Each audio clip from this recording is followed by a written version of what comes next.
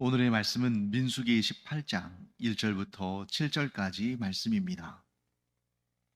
여호와께서 아론에게 이르시되 너와 내 아들들과 내 조상의 가문은 성소에 대한 죄를 함께 담당할 것이요 너와 내 아들들은 너희의 제사장 직분에 대한 죄를 함께 담당할 것이니라. 너는 내 형제 레위 지파 곧 내 조상의 지파를 데려다가 너와 함께 있게 하여 너와 내 아들들이 증거의 장막 앞에 있을 때 그들이 너를 돕게 하라. 레위인은 내 직무와 장막의 모든 직무를 지키려니와 성소의 기구와 제단에는 가까이 하지 못하리니 두렵건대 그들과 너희가 죽을까 하노라. 레위인은 너와 합동하여 장막의 모든 일과 회막의 직무를 다할 것이요 다른 사람은 너희에게 가까이 하지 못할 것이니라. 이와 같이 너희는 성소의 직무와 제단의 직무를 다하라. 그리하면 여호와의 진노가 다시는 이스라엘 자손에게 미치지 아니하리라. 보라, 내가 이스라엘 자손 중에서 너희의 형제 레위인을 택하여 내게 돌리고 너희에게 선물로 주어 회막의 일을 하게 하였나니 너와 내 아들들은 제단과 휘장 안의 모든 일에 대하여 제사장의 직분을 지켜 섬기라. 내가 제사장의 직분을 너희에게 선물로 주었은즉 거기 가까이 하는 외인은 죽임을 당할지니라.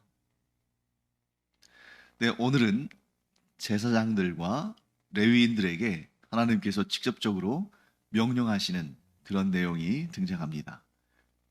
제사장은 그리고 레위인은 어떠한 직무를 감당해야 되는가 하는 것을 하나님께서 직접 말씀하신 것이죠. 1절 말씀 보시면 이렇게 되어 있습니다. 여호와께서 아론에게 이르시되, 자, 여호와께서 아론에게 이르시되 하는 이러한 표현은 좀 특별한 것이죠. 왜냐하면 보통 하나님께서 이 이스라엘 백성들에게 말씀하시거나 또 이스라엘 백성이 어떤 지파나 개인이나 누구에게 말할 때 이 아론을 포함해서요. 대부분의 경우는 모세를 통해서 말씀하십니다. 하나님께서 모세를 이스라엘 백성들의 지도자로 삼으시고 하나님의 명령을 따라 그들을 인도하는 역할을 이 모세에게 맡기셨기 때문에 아론에게 말씀하실 때에도 모세를 통해서 말씀하실 때가 많았습니다.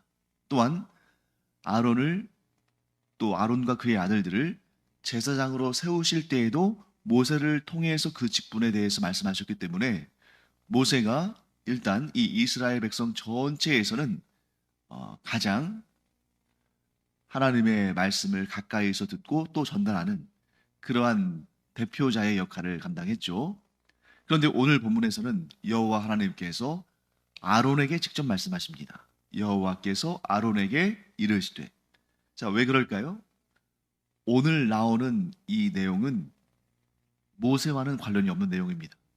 물론 궁극적으로는 전체적으로 본다면 모세가 모든 이스라엘 백성들의 상황과 일에 대해서 대표지만 오늘 이 본문에 나오는 내용만큼은 모세도 터치할 수 없는, 모세도 항변할 수 없는, 오직 아론과 그의 가문 또 아론과 그의 지파에 관한 문제이기 때문에 아론에게 직접 말씀하시는 것이죠.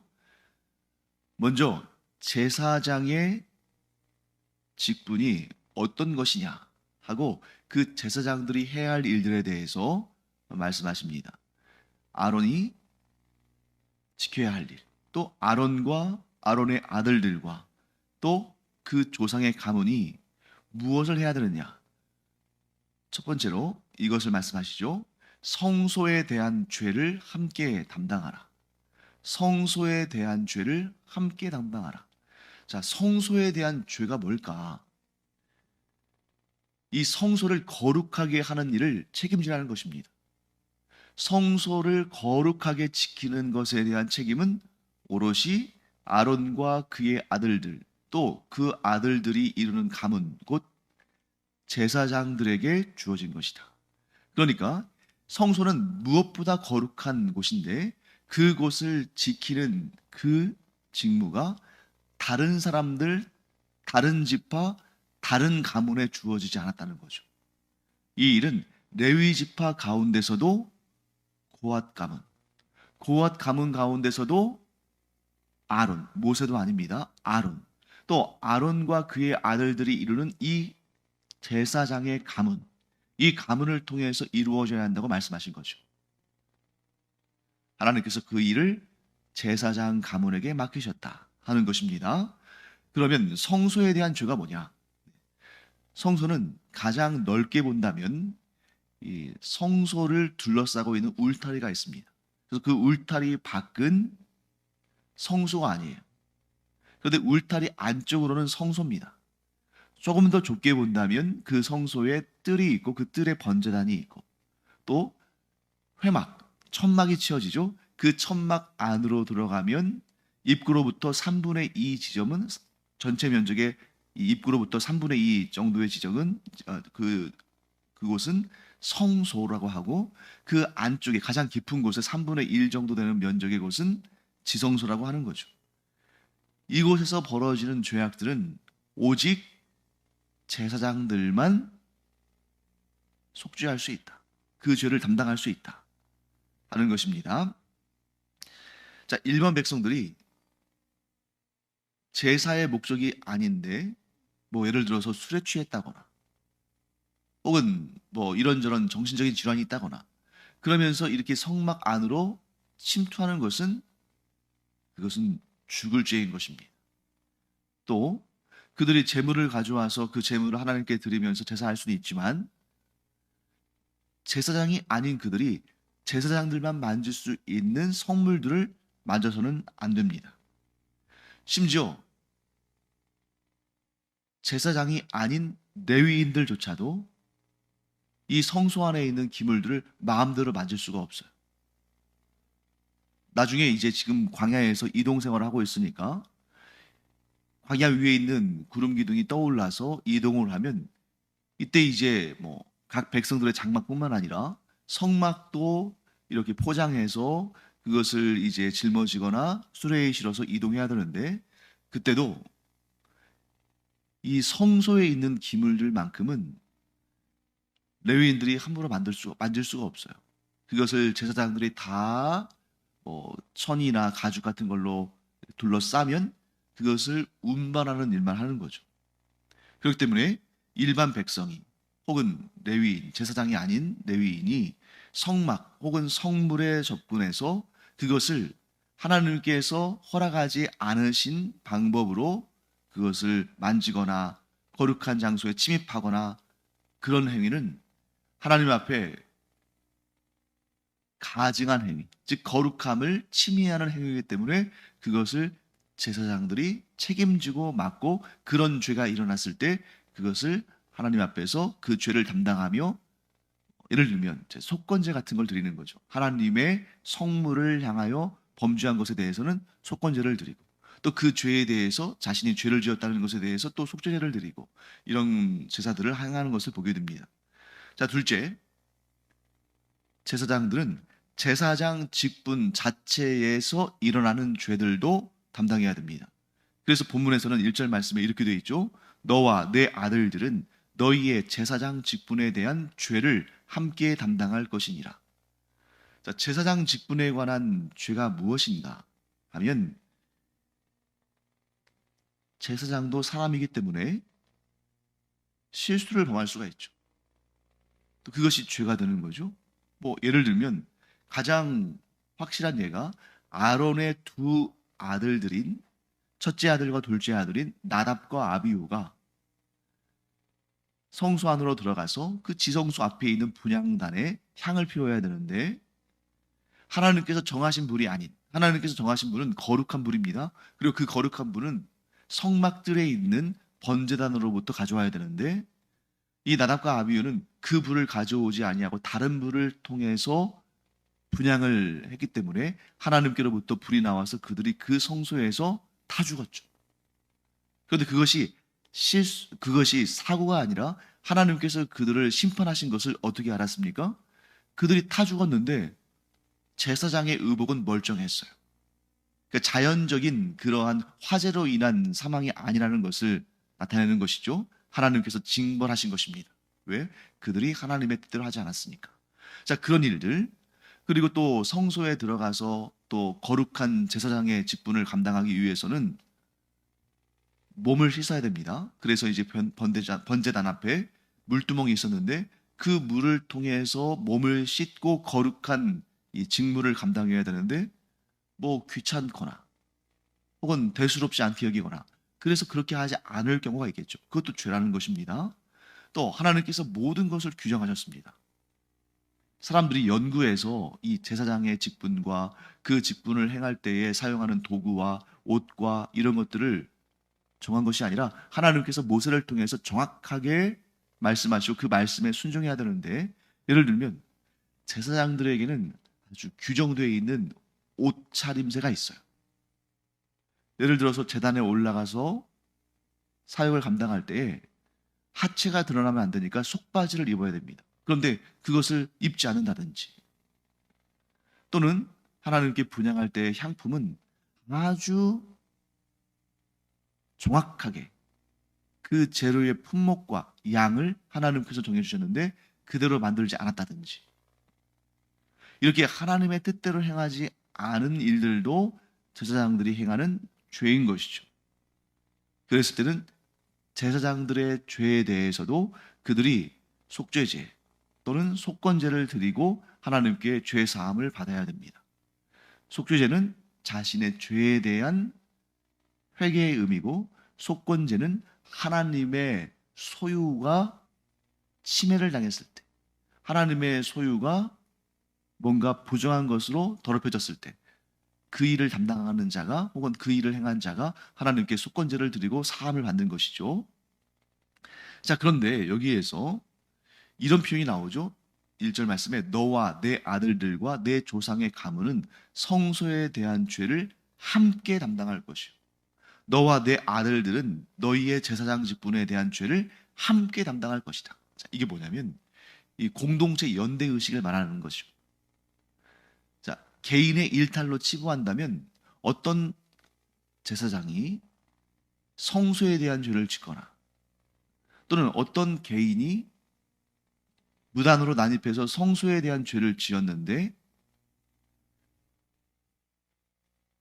제사장들이 나는 그 일과는 관계없어, 내가 지은 죄도 아닌데, 그렇게 해서는 안 된다는 것입니다. 또 제사장들이 예를 들면 나답과 아비후 같은 경우에 하나님의 방식대로 분향하지 않아서 죄를 지었잖아요. 그 일에 대해서도 나는 그런 일을 범한 적이 없는데, 예를 들어서 엘르아살과 이다말이 그 나답과 아비후의 동생들이죠. 그들도 제사장인데 뭐 나는 그렇게 안 했어, 나는 제대로 된 불을 드렸어 하고 그건 나하고 관계없어. 나답과 아비후는 자기의 죄로 인해서 자기가 하나님께 벌을 받은 거야. 그렇게 해서는 안 된다는 것입니다.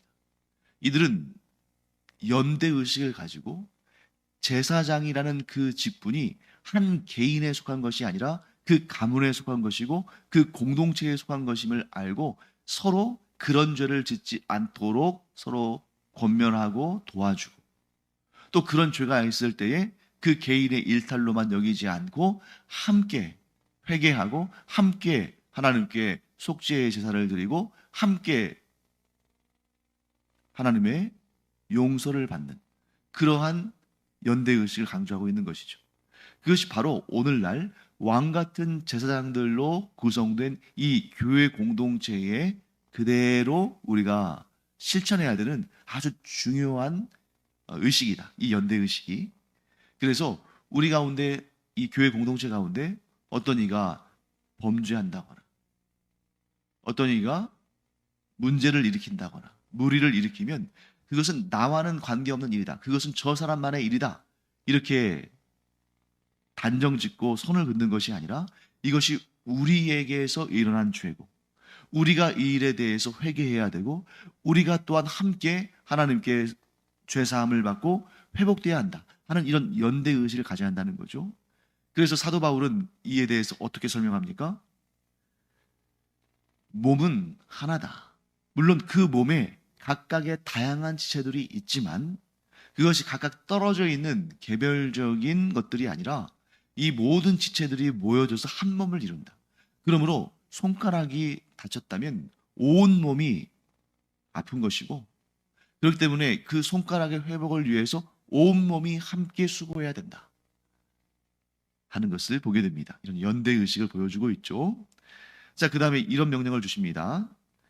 너는 2절 말씀, 너는 내 형제 레위 지파 곧 내 조상의 지파를 데려다가 너와 함께 있게 하여 너와 내 아들들이 증거의 장막 앞에 있을 때 그들이 너를 돕게 하라. 이제 레위인들의 책무가 등장하죠. 레위인들은 하나님께서 제사장들에게 허락하신 선물과 같은 존재다. 그러니까 막 부려먹는 존재가 아니라 선물과 같은 존재다. 왜요? 하나님께서 그들을 보내지 않으셨다면 제사장, 이건 아론의 가문에서만 이룰 수 있기 때문에 그 제사장들이 감히 도저히 그 성소의 일을 감당할 수가 없습니다. 얼마나 많은 사람들이 자신의 죄를 속죄하려고 혹은 하나님께 감사하기 위해서 다양한 제물들을 가져오고 또 뭐 그 당시에 성인 남성만 60만이니까요. 얼마나 많은 사람들이 하나님께 예물을 드리기를 원하고 또 뭐 서원하기도 하고 그러겠습니까? 그런 직무들을 제사장들이 감당해야 되는데 어떻게 제사장 그 아론의 가문 사람들이 그걸 다 감당하겠어요? 그러니까 하나님께서 그들의 업무가 너무 과중하다는 것을 아셨기 때문에 레위 지파 하나를 통째로 그들에게 선물로 주셨습니다. 그러니까 이스라엘 인구의 거의 12분의 1이 되겠죠. 그렇기 때문에 레위인은 종이 아니라 그들의 형제요. 같은 지파니까 형제요. 그들에게 하나님께서 선물로 주신 존재다 하는 것을 보게 되는 것이죠. 자, 그 다음에 레위인의 직무에 대해서는 3절부터 5절까지 설명합니다. 자, 레위인의 직무에 대해서 제가 잠깐 설명을 드리자면 제사장과 레위인의 공통점은 뭐예요?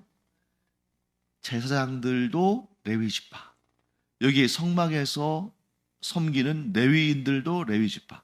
같은 동족, 같은 지파, 처음에는 같은 레위의 가문에서 시작한 것입니다. 그런데 이제 후대에 이렇게 하나님께서 명령하시면서 갈라지죠. 아론과 그의 아들들, 그의 가문을 제사장의 가문으로 삼으시고 그 외에 다른 레위 지파의 가문의 사람들은 레위인으로서 성막에서 제사장들, 곧 아론의 후손들을 도우면서 하나님의 일을 감당하는 것입니다. 자, 그런데 여기에서 이런 말씀이 나오죠. 3절 말씀 보시면 레위인은 내 직무와 장막의 모든 직무를 지키려니와 성소의 기구와 제단에는 가까이 하지 못하리니 두렵건대 그들과 너희가 죽을까 하노라. 이렇게 말씀합니다. 자, 성소의 기구와 제단. 이 말씀을 조금 더 넓게 보면 이 레위인들은 성막들에서는 하나님께서 맡기신 사명을 감당할 수 있지만 성소 안으로는 들어갈 수 없다는 거예요. 성소 안에 있는 기물들과 또 지성소 안에 있는 성물은 만질 수가 없다. 자, 예를 들면 이런 것이죠.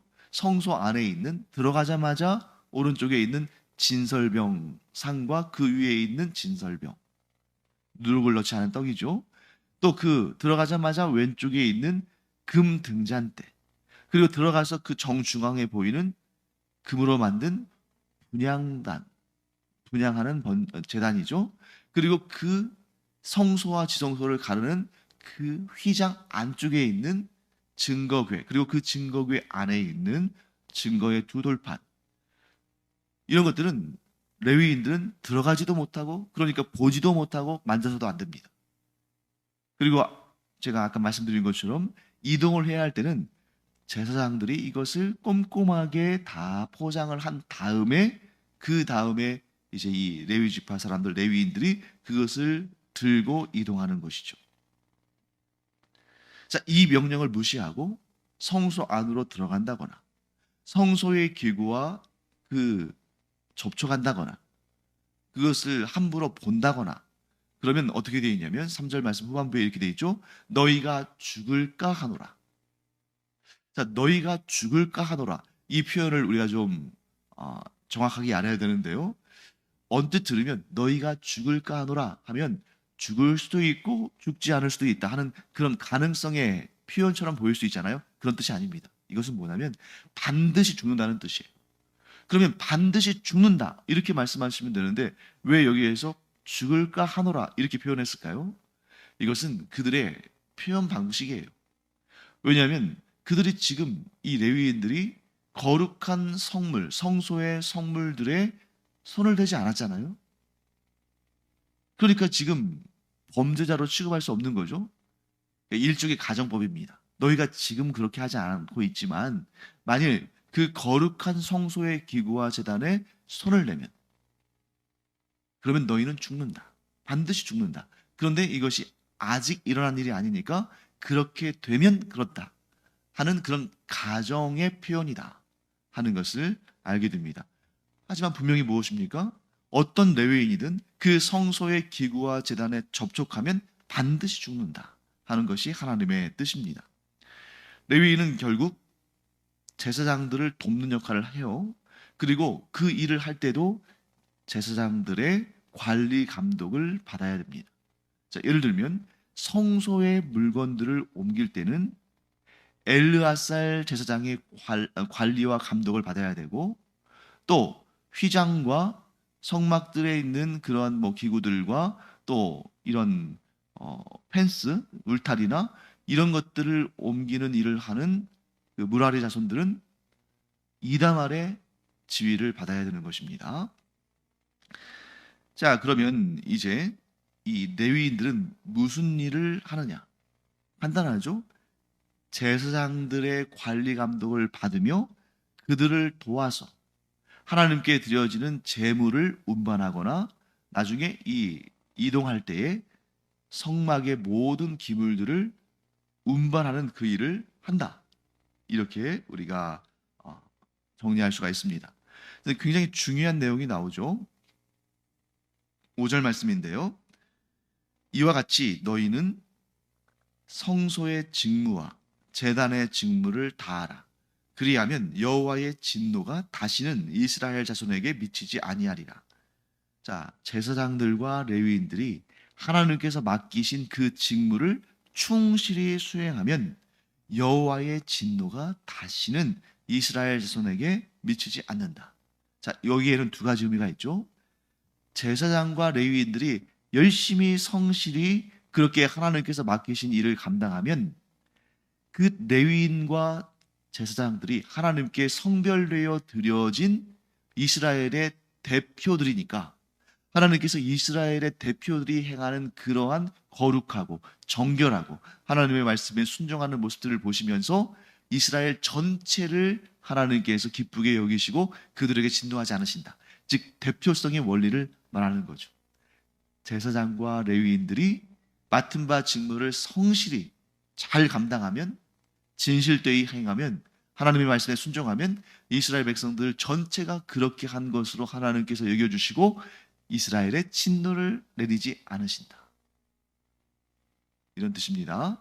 또 두 번째 의미는 뭐냐면 자, 레위인들과 또 제사장들은 눈에 보이는 사람들이잖아요. 그들은 특별히 성별되어 하나님께 구별되어 바쳐진 자들이고 성소에서 일하는 자들인데 그들은 이스라엘 백성들의 주목의 대상이 됩니다. 왜? 자신들을 대표해서 그 거룩한 직분을 행하니까. 그러니까 이 고라와 레위 지파 사람들이 자신들은 레위인으로서 성소에서 하나님의 뜻대로 일을 하고 있지만 그 제사장의 직분이 너무 부러웠잖아요. 그래서 그 제사장의 직분을 자기들도 감당하고 싶다고 하다가 결국 그들이 하나님의 징벌을 받았죠. 그런데 이 레위 지파가 아닌 다른 지파 사람들은 또 레위 지파가 얼마나 부럽겠습니까? 그러니까 그 제사장들과 레위인들은 이스라엘 나머지 모든 지파들의 선망의 대상이고 주목의 대상이에요. 그런데 그들이 아주 성실하게, 아주 경건하게, 아주 정직하게 하나님의 말씀에 순종해서 그들의 직무에 최선을 다하는 모습을 보면 그것이 나머지 이스라엘 지파들 12지파들에게 본이 되는 거죠. 그래서 거룩한 본을 보이는 것이 됩니다. 즉 그들이 이스라엘 백성들의 대표로서 열심히 자신들의 직무를 담당하면 하나님께서 그들을 통해서 이스라엘 전체를 기뻐하시고 진노하지 않으시고 복을 주신다. 그리고 그들이 그렇게 성실하게 그 직무를 감당할 때에 그것이 다른 지파들에게 본이 되고, 그래서 그들도 거룩한 하나님의 백성들로서의 사명을, 직무를 잘 감당하게 된다. 이렇게 우리가 정리할 수가 있겠습니다. 자, 이런 상황을 우리에게 한번 적용해 볼까요? 우리는 어떤 존재입니까? 우리는 온 인류 가운데에 그 대표로서 하나님께 부름받은 그리스도인입니다. 세상 사람들은 인정하지 않겠죠. 하지만 우리는 그러한 자부심을 가져야 돼요. 우리가 먼저 믿은 우리가 이 인류를 대표해서 하나님 앞에 드려진 거룩한 하나님의 사람들. 그래서 사도 바울은 뭐라고 표현합니까? 너희는 그냥 보통 사람이 아니다. 너희는 하나님께 드려진 자들이다. 예수 그리스도께서 우리를 위해서 하나님께 드려진 속죄 제물이며 화목 제물이 되신 것처럼 오늘날은 이 시대의 우리가 이 인류를 위해 하나님께 드려진 제물이다. 그러므로 우리가 하나님 앞에 경건하고 하나님께서 기뻐하시는 삶을 산다면 우리를 통해서 이 세상 사람들이 하나님의 진노가 아니라 하나님의 은혜와 복을 받는다. 또한 세상 사람들은 지금 우리를 주목합니다. 그런데 사실 비판하고 비난하기 위해서 주목하는 경우가 더 많죠. 그래서 기독교인이 뭐 조금이라도 잘못하면, 뭐 다른 종교인이나 종교가 없는 사람들이 뭐 잘못하면 뭐 그러려니 하지만, 기독교인들이 잘못하면 막 눈에 쌍심지를 키우고 비난하고 비판하죠. 특히 목회자들, 목사들이 그런 죄를 저지르면 더 그렇죠. 왜요? 주목하고 있기 때문이에요. 그들은 우리의 잘못에 주목하고 그것을 비난하려고 하지만, 그런데 우리 그리스도인들이, 또 우리 목회자들이, 교회 지도자들이 그런 상황에서도 충성되게 하나님께서 맡기신 직무를 감당하고 세상 사람들에게 본이 되면 그들도 따르게 되어 있다는 거죠. 사랑하는 성도 여러분, 우리가 이 시대에 그리스도인으로서 하나님 앞에 의로운 성도로서의 그러한 직무를 잘 감당하며 거룩하고 경건한 성도로서의, 또 목회자로서의 그 직무를 잘 감당하면 하나님께서 우리를 보시고 이 세상에 진노가 아니라 은혜를 내리시고, 또한 이 세상 사람들이 우리의 본을 따라 그들도 거룩한 구원의 길로 나오게 될 줄을 믿습니다. 이를 위해서 우리가 기도할 뿐만 아니라 우리의 삶을 돌아보며